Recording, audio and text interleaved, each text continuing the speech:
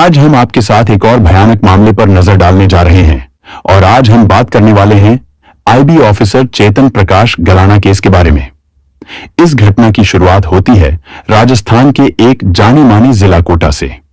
यहीं रामगंज मंडी की इंद्रप्रस्थ कॉलोनी में एक शख्स रहा करते थे, 32 साल के चेतन प्रकाश गलाना। ये इंटेलिजेंस ब्यूरो यानी आईबी में सीनियर टेक्निकल ऑफिसर थे और दिल्ली में पोस्टेड थे। इनकी पत्नी थी 28 साल की अनीता मीणा। ये झालावाड़ के गायत्री कॉलोनी की रहने वाली थी। ये एक सरकारी टीचर थी और असनावर के सीनियर सेकेंडरी स्कूल में पोस्टेड थी। चेतन प्रकाश और अनीता के 2 बच्चे भी थे, एक 5 से 5.5 साल का और दूसरा लगभग 4 महीने का। दोनों ही बेटे थे। यहां पर बात हो रही है साल 2018 के दिनों की। इन दिनों चेतन अपनी नौकरी की वजह से दिल्ली में रहा करते थे और अनीता अपनी नौकरी के कारण झालावाड़ में थी। वैसे पति हर महीने 1-2 दिनों की छुट्टी लेकर अपने घर पर आते रहते थे। जब भी चेतन राजस्थान आते तो सबसे पहले अपने माता पिता से मिलने के लिए कोटा के रामगंज मंडी जाते और उसके बाद अपनी पत्नी और बच्चों के पास आते हैं। पति पत्नी ने मिलकर झालावाड़ के एक हाउसिंग बोर्ड में खुद का घर भी खरीद लिया था, जून 2017 के आसपास। पत्नी अपने बच्चों के साथ यहीं पर रहती थी। जब ये वाला घर नहीं था तो अपने मायके में रहती, अपने माता पिता के पास, क्योंकि वहां से स्कूल नजदीक था। फिर नया घर लेने के बाद यहां शिफ्ट हो गए। इस घर में दोनों परिवार का भी आना जाना था। सब मिलजुल कर रहा करते थे। इनके जीवन में किसी भी चीज की कमी नहीं थी। दोनों बेटा बहू अच्छी पोस्ट पर सरकारी नौकरी कर रहे थे, अच्छे पैसे कमा रहे थे। अब तो 2 बच्चे भी हो चुके थे। परिवार कंप्लीट हो चुका था, सुखी था। हर मायने में यह परिवार अपने सपनों की जिंदगी जी रहा था। लेकिन अब सब कुछ बदलने वाला है। 14 फरवरी 2018 वैलेंटाइंस डे का दिन। इसी दिन चेतन प्रकाश 2 दिनों की छुट्टी लेकर राजस्थान आते हैं। हमेशा की तरह पहले ये अपने माता पिता से मिलने गए, कुछ घंटे उनके साथ बिताते हैं। उसके बाद शाम के करीब 6 बजे इन्होंने झालावाड़ जाने के लिए ट्रेन पकड़ा। आमतौर पर ये 1 घंटे में आराम से हाउसिंग सोसाइटी पहुंच जाया करते थे। इन्होंने इसी बीच अपनी पत्नी को कॉल करके इन्फॉर्म भी किया कि 1 घंटे में पहुंच जाएंगे। अब घर पर पत्नी और बच्चे बेसब्री से चेतन का इंतजार करने लगे। धीरे धीरे समय गुजरने लगा। पत्नी के पास चेतन की तरफ से एक मैसेज जाता है कि ऑटो रिक्शा से पाटन होते हुए आ रहे हैं। समय बीत रहा था, रात हो रही थी। अब रात के 8 बज जाते हैं। अभी तक चेतन घर नहीं पहुंचे। पत्नी को थोड़ी चिंता होने लगती है। 6 बजे ही ट्रेन से पति रवाना हुए थे, लेकिन 2 घंटे बाद भी नहीं पहुंचे। पत्नी ने जानकारी के लिए पति को कॉल किया, लेकिन अब उनका फोन रहस्यमय तरीके से बंद हो चुका था। वो कॉल नहीं उठा रहे थे। कई बार अनीता उनका फोन ट्राई करती हैं। इसके बाद इन्होंने अपने ससुर को कॉल किया। आखिर कब चेतन वहां से निकले थे, अभी तक पहुंचे नहीं है। यह सुनकर ससुर जी को भी हैरानी हुई। अनीता ने अपने जानकार के और भी रिश्तेदारों को कॉल लगाया जिनके यहां भी चेतन जाते थे, पर उनको भी कोई जानकारी नहीं थी। चेतन उनके घर नहीं आए हैं। इसके बाद अनीता ने अपने और भी करीबी रिश्तेदारों को कॉल लगाया। इनमें से ही एक थे मनमोहन मीणा। ये गायत्री कॉलोनी में रहते थे, वही जगह जहां पर अनीता का मायका था। ये रिश्ते में चेतन प्रकाश के साले साहब लगते हैं, यानी अनीता के भाई थे। मनमोहन मीणा ने अपनी बहन से कहा कि आप चिंता मत करो, ये खुद उन्हें जाकर ढूंढेंगे। अब ये निकल भी पड़ते हैं। जानकारी के अनुसार वह झालावाड़ रेलवे स्टेशन पर उतरकर ऑटो रिक्शा में बैठ गए थे। तभी उन्होंने उनको मैसेज करके बताया था कि पाटन होते हुए आ रहे हैं। इसी के अनुसार साले साहब उन रास्तों पर जा रहे थे, पता कर रहे थे। खोजते खोजते ये पहुंच जाते हैं झालरा पाटन भवानी मंडी मार्ग पर। यहीं रलायता रेलवे क्रॉसिंग पड़ता है। साले साहब ने देखा कि यहां पर कुछ लोगों की भीड़ लगी हुई है। जब ये करीब गए तो देखा कि यहां पर इनके जीजाजी चेतन प्रकाश बेसुध हालत में पड़े हुए हैं। आखिर इनको क्या हो गया, ये यहां पर क्यों पड़े हुए हैं? कैसे आए फौरन साले साहब कुछ लोगों की सहायता से जीजाजी को लेकर एसआरजी हॉस्पिटल निकल गए। इनकी सांसें नहीं चल रही थीं। डॉक्टर ने भी इनको हॉस्पिटल में चेक किया और कहा कि ये अब इस दुनिया में नहीं है। ये सुनते ही मनमोहन मीणा के पैरों तले जमीन जमीन खिसक गई। ये अपनी बहन और बाकी सबको इस घटना की सूचना देते हैं। हॉस्पिटल स्टाफ ने पुलिस को भी सूचना दे दी। अब झालावाड़ सदर थाने के पुलिस मौके पर पहुंचती है। घर से परिजन और रिश्तेदार भी यहां पर आते हैं। आखिर चेतन को क्या हुआ था? इनके शरीर पर कहीं कोई चोट का निशान नहीं था। कपड़े भी ठीक ठाक और साफ सुथरे थे। कहीं कोई संघर्ष का निशान नहीं थे। देखकर ऐसा भी नहीं लगा कि इनका किसी साथ मारपीट हुआ हो या कुछ अजीब हुआ हो। पर फिर भी चेतन प्रकाश को हुआ क्या? इनके साथ ऐसी अनहोनी कैसे हो गई? उसके बाद अगले दिन 15 फरवरी को पुलिस ने शव का पोस्टमार्टम कराया। बीआरएस हॉस्पिटल में मेडिकल सुपरिटेंडेंट की निगरानी में डॉक्टर्स के पैनल द्वारा सारी प्रक्रिया होती है। अब चेतन प्रकाश कोई छोटे मोटे आदमी तो थे नहीं, एक ऑफिसर थे। वो भी इंटेलिजेंस ब्यूरो में यह मामला भरा था। हाई प्रोफाइल था। डॉक्टर ने उनके कुछ सैंपल्स प्रिजर्व करके जयपुर एफएसएल भिजवा दिए। यहां पर पोस्टमार्टम जो हुआ था उसमें डॉक्टर्स को कुछ भी पता नहीं चलता है। आखिर चेतन के साथ जो भी अनहोनी हुई उसके पीछे का कारण क्या था? डॉक्टर ने यह भी बताया कि चेतन के हाथ और पैर के नाखूनों में कुछ नीलापन है, थोड़े से नीले हो गए हैं। अब इसके पीछे का कारण क्या हो सकता था? यह तो विसरा जांच हिस्टोपैथोलॉजी एग्जामिनेशन के बाद ही पता चल सकता था। इसी 15 फरवरी को चेतन के पिता महादेव मीणा जी सदर थाने में बेटे के संदिग्ध परिस्थिति को देखते हुए मामला दर्ज करवाते हैं। पुलिस ने सीआरपीसी की धारा 174 के तहत केस दर्ज कर लिया। सभी लोग यही मानकर चल रहे थे कि किसी बीमारी की वजह से वो सब कुछ हुआ है। शायद हृदय ने काम करना बंद कर दिया हो, अचानक से यह सब कुछ हुआ था। अभी यह मामला ठंडा पड़ा हुआ था क्योंकि कुछ पुख्ता सबूत नहीं थे। घर में सबका रो रो कर हाल बेहाल था। सभी दुखी थे। एक तरफ पत्नी बच्चों को लेकर रो रही थी, दूसरी तरफ बाकी परिवार के लोग। एक बिंदु पर पुलिस को यह भी लगा कि कहीं कोई बाहरी ताकत या कोई खुफिया एजेंसी तो चेतन प्रकाश के पीछे नहीं पड़ी थी, क्योंकि ये एक आईबी ऑफिसर थे, अंदर के आदमी थे। इन्हें कुछ रहस्य पता हो जिसकी जानकारी उन्हें चाहिए हो, और जब नहीं मिल पाया तो रास्ते से हटा दिया, या फिर इन्हें उस देश की कोई जानकारी पता लग गई हो। वक्त बीत रहा था लेकिन केस अभी भी वहीं पर था। इसी दौरान चेतन प्रकाश के पिताजी भी इधर उधर भटक रहे थे, चक्कर काट रहे थे, केस को आगे बढ़ाने की कोशिश कर रहे थे। इन्होंने 5 मार्च 2018 को एसपी ऑफिस में एप्लीकेशन सबमिट किया, लेकिन कोई एफआईआर दर्ज नहीं हुई। वैसे अभी तक केस में कोई भी एफआईआर दर्ज नहीं हुई थी।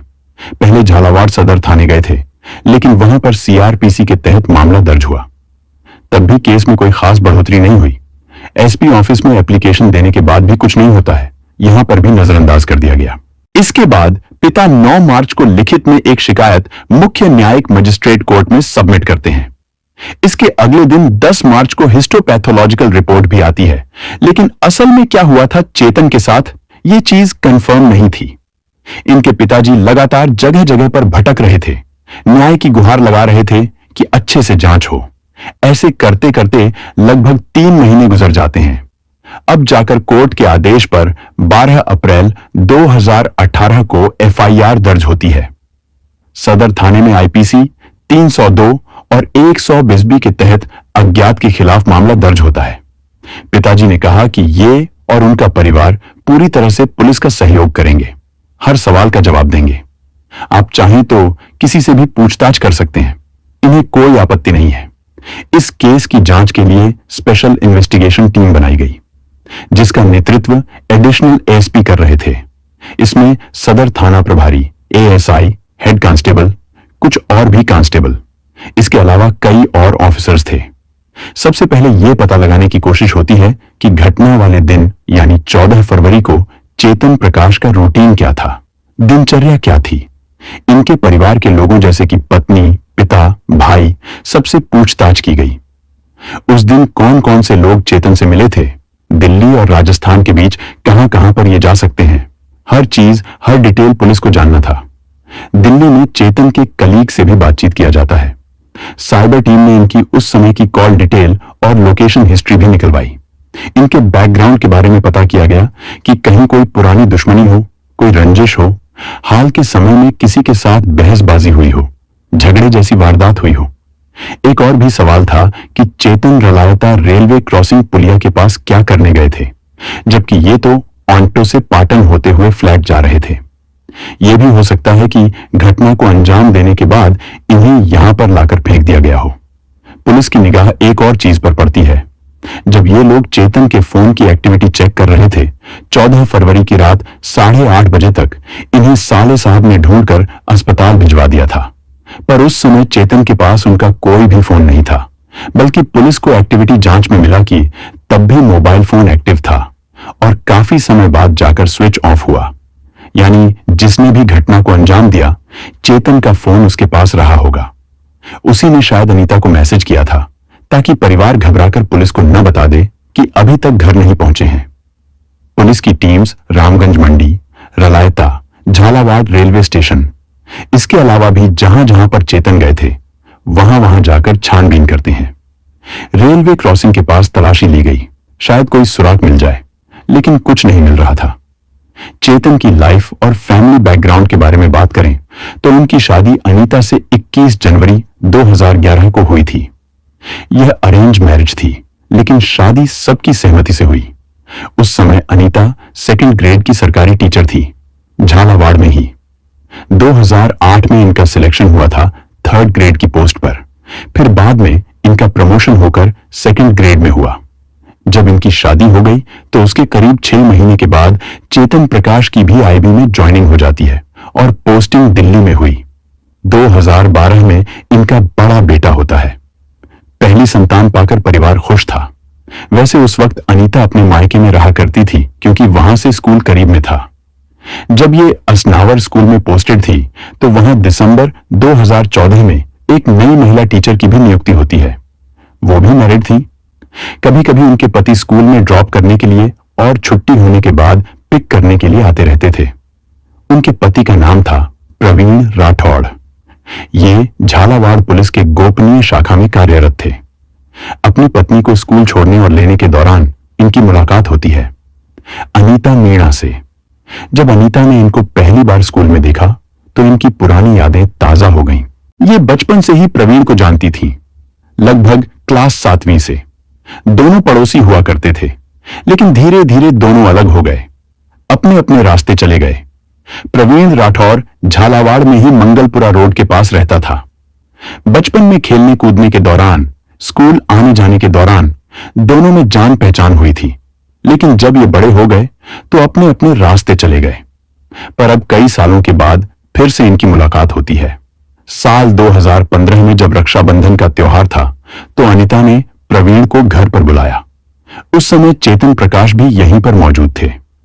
अनीता अपने पति को प्रवीण से मिलवाती है और पुरानी यादों के बारे में बताया। इसके बाद अनीता ने प्रवीण को राखी बांध दी।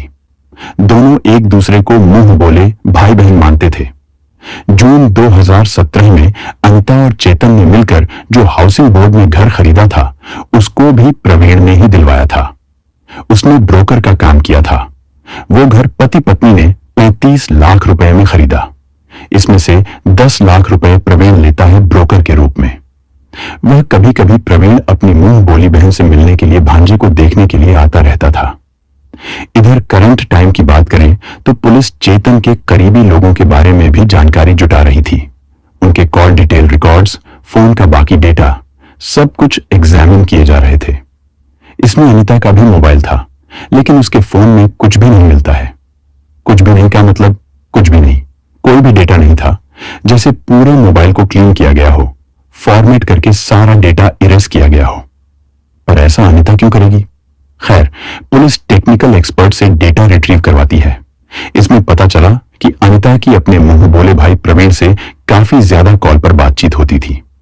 चेतन के साथ हुई उस घटना वाले दिन भी अनीता ने प्रवीण से काफी बात किया था। पर आखिर उस दिन ऐसा क्या इंपॉर्टेंट था जो इतनी बार कॉल आए गए? हालांकि इसके पहले भी बात होती रहती थी। पुलिस को कुछ व्हाट्सएप मैसेजेस मिलते हैं जो अनीता और उसके पति चेतन के थे।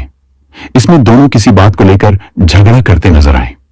पति पत्नी के बीच किस बात का तनाव था, इसके बारे में पुलिस चेतन के परिजनों से पूछती है। वे बताते हैं कि पिछले कई महीनों से अनीता और चेतन के रिश्ते ठीक नहीं थे। आए दिन झगड़े होते। उन झगड़ों की वजह था प्रवीण। चेतन को प्रवीण का घर पर आना पसंद नहीं था। ससुराल के लोग भी जब फ्लैट में जाते थे तो प्रवीण वहां मौजूद होता था। इन्होंने भी उसको कई बार कहा कि ऐसे यहां पर मत आया करो, जब चेतन घर पर हो तभी आओ।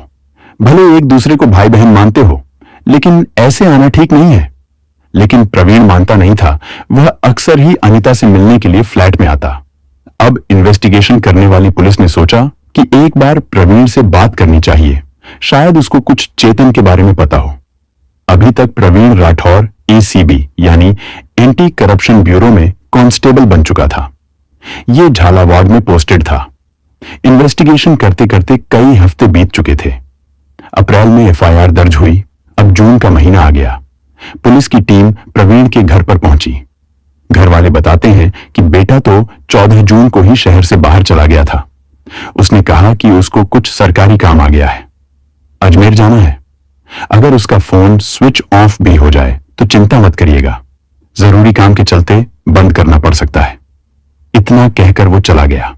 अब पुलिस अपनी तरफ से पता करती है, पर ऐसा कोई भी सरकारी काम नहीं था। किसी भी तरह की ड्यूटी प्रवीण को नहीं सौंपी गई थी। फिर वो क्यों जाएगा? अब पुलिस को यह समझने में देर नहीं लगती है कि प्रवीण इस घटना में शामिल हो सकता है। उसको पता चल गया होगा कि पुलिस उससे पूछताछ करने के लिए आने वाली है, तभी भाग गया। टेक्निकल टीम ने भी इसकी सारी कॉल डिटेल्स और बाकी इंफॉर्मेशन निकाली। इससे एक और आदमी का पता चलता है।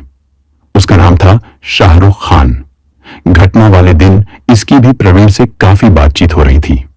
लगातार ये दोनों संपर्क में थे। अब पुलिस ने इसके बारे में पता लगाया। ये आदमी झालावाड़ के तोपखाना मोहल्ले का रहने वाला था और वाहनों की खरीद बिक्री आरटीओ एजेंट के रूप में काम करता था।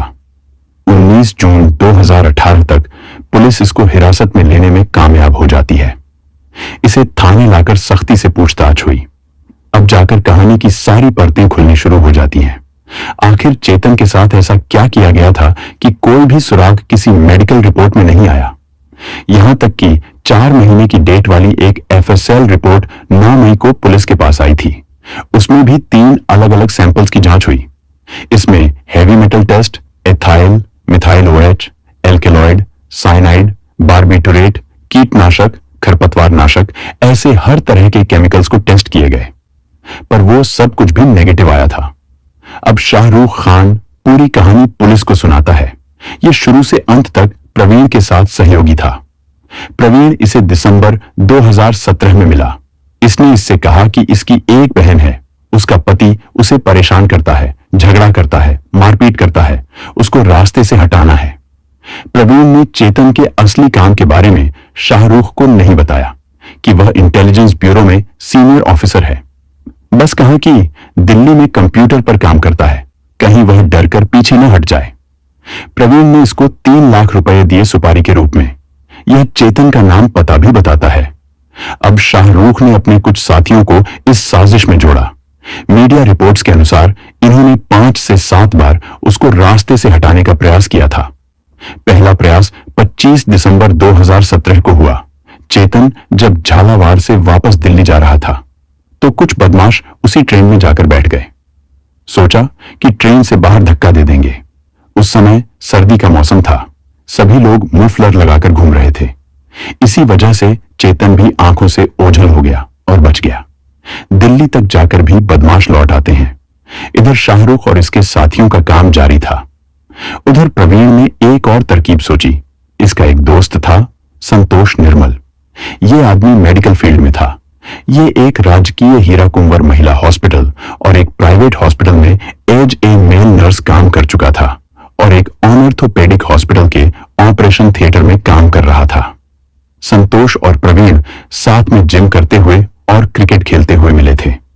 तभी से दोनों में जान पहचान हो गई थी, दोस्ती हो गई थी। प्रवीण संतोष से कांटेक्ट करके केमिकल्स के बारे में जानकारी लेता है। ऐसे केमिकल के बारे में बताओ जिसे इंसान का तुरंत खेल खत्म हो जाए और किसी मेडिकल रिपोर्ट में भी ना आए। संतोष ने कहा, ठीक है, ये पता करके बताएगा। प्रवीण भी बकायदा उसके बारे में रिसर्च करता है। इंजेक्शन लगाने का तरीका सीखना है, कैसे बॉटल से कोई दवा इंजेक्शन में लिया जाता है, किस तरह के टेक्निक्स का इस्तेमाल किया जाता है। 31 दिसंबर 2017 को संतोष 500 mg या 10 ईमेल की 2 बॉटल्स ऑपरेशन थिएटर के स्टोर रूम से चुराकर प्रवीण को देता है। हम आपको इस दवा का नाम नहीं बता सकते, लेकिन इसका इस्तेमाल डॉक्टर्स अक्सर करते हैं। इसीलिए कोई भी डॉक्टर इस केमिकल के बारे में पता नहीं कर पा रहा था, क्योंकि इसी केमिकल का उपयोग करके ये लोग छानबीन कर रहे थे। इसलिए किसी भी रिपोर्ट्स में इसका जिक्र नहीं करते थे, नजरअंदाज कर देते थे। अब जब डॉक्टर खुद ही इसका उपयोग कर रहे हैं तो मेंशन करने की क्या जरूरत है, इसलिए चेतन के बारे में कुछ पता नहीं चल पा रहा था। कथित तौर पर प्रवीण ने संतोष से यह कहकर केमिकल मांगा था कि किसी पार्टी में उसका नशा करना है, पर यह कितना झूठ और सच है, यह थोड़ी देर में आपको पता चल जाएगा। प्रवीण को पता चलता है कि 4 जनवरी 2018 को फिर चेतन झालावाड़ आने वाला है। इस बार प्रवीण ने झालावाड़ के नला मोहल्ला निवासी शाकिर से बात की, जो ट्रक ड्राइवर था। इसको 20,000 रुपए दिए। अब ये सड़क पर काम अंजाम देना चाहते थे ताकि ये कोई हादसा लगे। प्लान के तहत जैसी सोच थी, चेतन यहां पर आता भी है। ये जहां पर आने के बाद स्कूटी से कहीं जा रहा था, इसका ट्रक से पीछा किया जाता है, लेकिन सुकेत नामक जगह पर वह तेजी से स्कूटी चलाकर निकल गया। ट्रक पीछे ही रह जाता है। यह प्लान फेल हो गया। अब फिर से अगले दिन 5 जनवरी का प्लान बनता है। इस दिन भी चेतन स्कूटी से निकलने वाला था। शाकिर, फरहान और प्रिंस, ये तीनों ट्रक से चेतन का पीछा करते हैं। वैसे फरहान और प्रिंस शाहरुख के ही साथी थे। ये लोग झर्रिया घाटी स्थित हनुमान जी मंदिर के पास साजिश में कामयाब हो जाते हैं। चेतन स्कूटी से गिर गए। उन्हें काफी चोट आती है।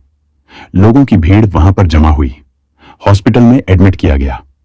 खुशकिस्मती से ये ठीक थे। चोट गहरी नहीं आई थी, लेकिन स्कूटी को काफी नुकसान हुआ था। अब पुलिस अस्पताल में चेतन का स्टेटमेंट लेने के लिए आती है। प्रवीण भी यहां पर था। इसने रिपोर्ट में लिखा कि रास्ते में जानवर आ गया था, जिससे इन्होंने अपना बैलेंस खो दिया, जबकि पीछे से तो ट्रक आया था। प्रवीण ने चेतन को समझाया कि अगर ट्रक की बात आई तो स्कूटी के डैमेज का क्लेम नहीं मिल पाएगा, रिपेयर कराने में खुद के पैसे जाएंगे, जबकि यह प्रवीण की साजिश थी।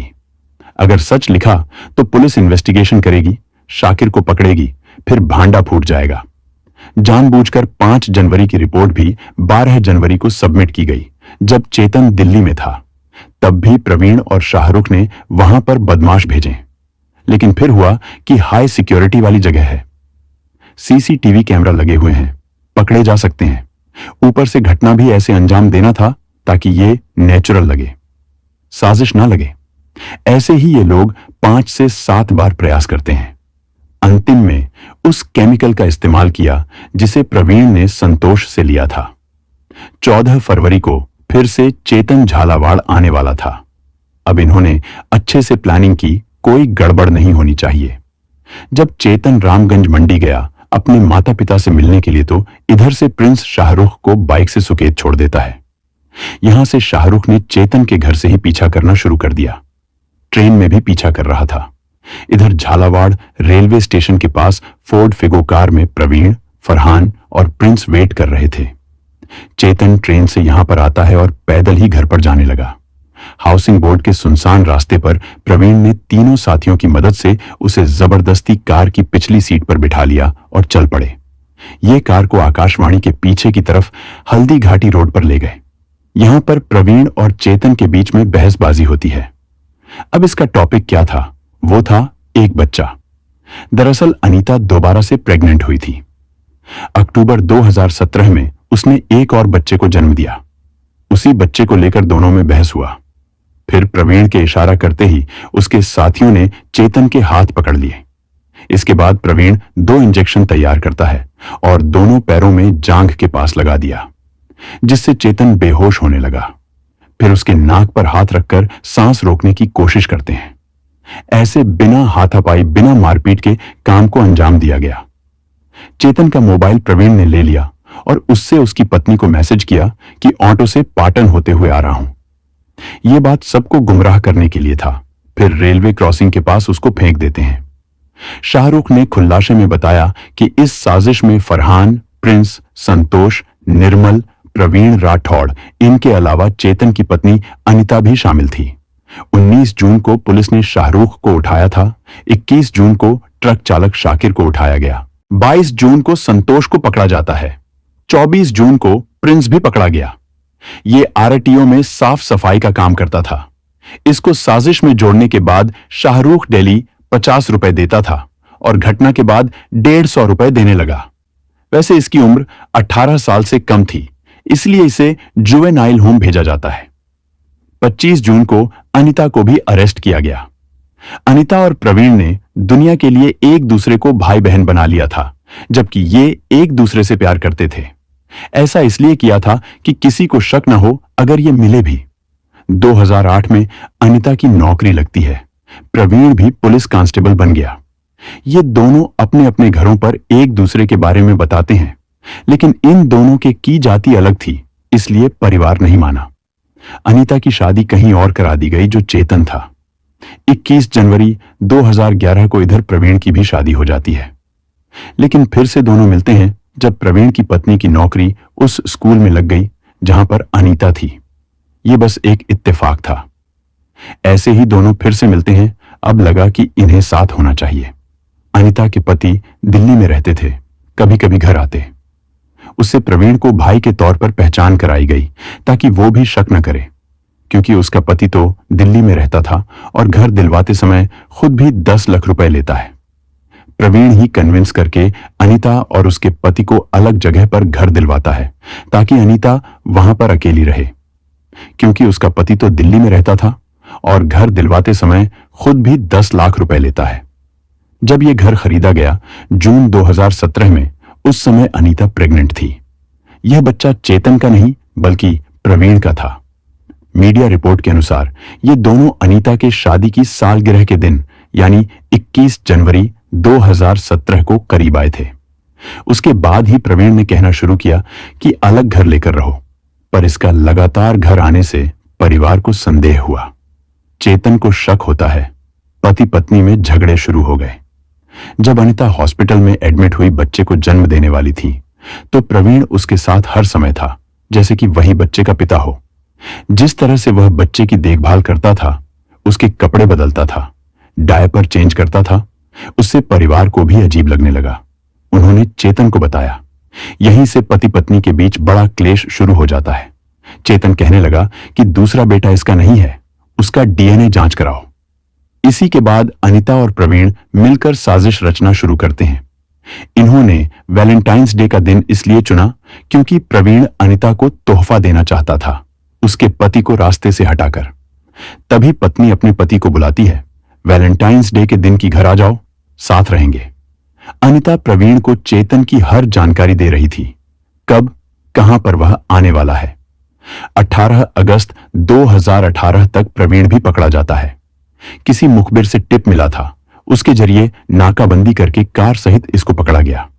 फिर इसकी निशानदेही, केमिकल की बोतल, इंजेक्शन सब कुछ बरामद हो जाता है। आगे पुलिस एफएसएल से उस केमिकल की भी जांच करवाती है जिसका उपयोग किया गया था। इसके बारे में शाहरुख ने बता दिया था। रिपोर्ट में पाया जाता है 2 सितंबर 2018 को पुलिस इन्वेस्टिगेशन कंप्लीट करके चार्जशीट सबमिट करती है। यह केस कोर्ट में करीब 7 सालों तक चला और अब जाकर मई 2025 में इसका फैसला आया। एससी एसटी कोर्ट शाहरुख और प्रवीण को उम्र कैद, इसके अलावा अनीता और संतोष को 14 साल की सजा सुनाती है। साथ में 1-1 लाख रुपए का जुर्माना भी लगाया गया। सबूतों के अभाव में फरहान बच गया, क्योंकि एक की उम्र 18 साल से कम थी, तो वह 3 साल में छूट गया। हालांकि चेतन के पिताजी इस फैसले से संतुष्ट नहीं है। अब यह केस संभवतः राजस्थान हाईकोर्ट में जाएगा। दोस्तों, इस अपराध की कहानी को सुनाने का उद्देश्य किसी को दुख पहुंचाना या परेशान करना नहीं है, बल्कि आपकी जागरूकता बढ़ाना है और आपको सावधान करना है। इस पूरी घटना के बारे में आपके क्या विचार हैं? कृपया कमेंट में जरूर बताएं। और आप किस शहर से वीडियो देख रहे हैं, कृपया उस शहर का नाम भी लिखें। अगर आपको हमारी मेहनत पसंद आई हो तो वीडियो को लाइक करते हुए शेयर भी करें। और अब तक आपने चैनल को सब्सक्राइब नहीं किया है तो कृपया चैनल को सब्सक्राइब अवश्य कर लें। धन्यवाद।